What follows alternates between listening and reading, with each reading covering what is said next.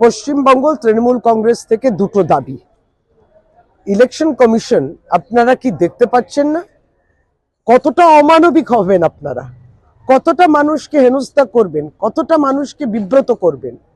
আপনারা কি দেখতে পাচ্ছেন না? বয়স্ক মানুষ কত দূর দূরান্ত থেকে কত কষ্ট করে তাদের শরীরের উপরে, তাদের শরীরের মধ্যে সেই জোরটা নেই, কেউ অ্যাম্বুলেন্সে করে আসছে, অসুস্থ অবস্থায় আসছে।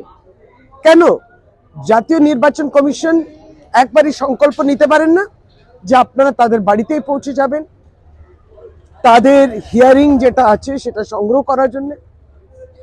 তাদেরকে হিয়ারিং এর জন্য আপনারা এই অসুস্থ দুর্বল মানুষ, যারা প্রতিবন্ধী মানুষ, তাদেরকে এত দূর অবধি কেন ডাকা হচ্ছে হিয়ারিং এ? দ্বিতীয় দাবি, 1,36,00,000 নাম রাতারাতি কি করে বুঝলেন? লজিক্যাল ডিসক্রিপেন্সিস কোন যন্ত্রে আর কোন টেকনোলজিতে এটা আপনারা বুঝতে পারলেন? কোন খাতে লজিক্যাল ডিসক্রিপেন্সিস? এই ডেটাটা পরিষ্কারভাবে স্বচ্ছতা আনতে হবে, আপনাদেরকে আমাদের পলিটিক্যাল পার্টিগুলোকে জানাতে হবে। 1,36,00,000 মানুষকে হিয়ারিং এ ডাকা হচ্ছে, কোন খাতে এই ডেটা দরকার? দাবি সর্বভারতীয় তৃণমূল কংগ্রেসের।